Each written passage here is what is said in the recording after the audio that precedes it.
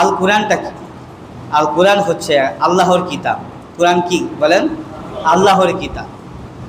কিতাব মানে হচ্ছে বই, আর কিতাবুল্লাহ মানে হচ্ছে আল্লাহর কিতাব, মানে আল্লাহর পক্ষ থেকে একটা বই।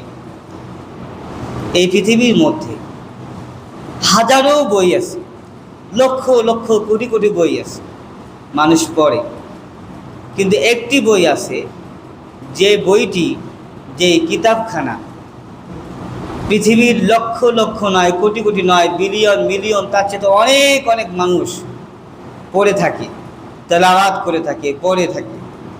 বিশ্বের মধ্যে সবচাইতে সর্বাধিক যেই বইটা সবচেয়ে বেশি পড়া হয়, সেই বইটির নাম কি বলেন?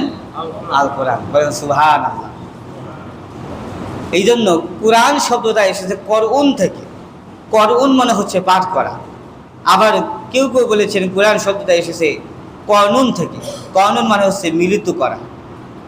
কর্নুন মানে হচ্ছে মিলিত করা। কোরআনের একটি আয়াতের সাথে আরেকটি আয়াত, একটি শব্দের সাথে আরেকটি শব্দ, একটি আপনার শব্দের সাথে আরেকটি শব্দ, একটি সূরার সাথে আরেকটি সূরার যথেষ্ট মিল রয়েছে। মিল আছে কিনা বলেন? যেমন আলহামদুলিল্লাহি রাব্বিল আলামিন আর রহমানির রহিম মালিকি ইয়াউমিদ্দিন। কি সুন্দর মিল!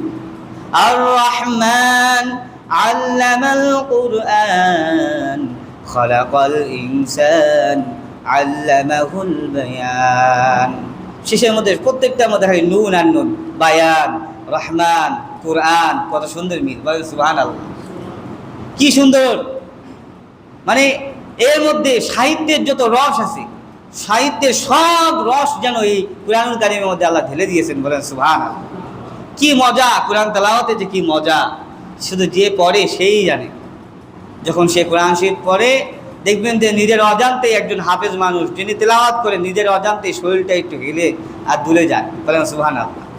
কোরআন শরীফ তেলাওয়াত করতেছে, কেউ তাকে নাড়াচ্ছে না, কিন্তু তেলাওয়াত করতে করতে কখন যেন সে একটু হেলে দুলে পড়ে। সুবহানাল্লাহ। এটা কেন পড়ে? কোরআনের একটা আমেজ, কোরআনের একটা মজা সে পায়।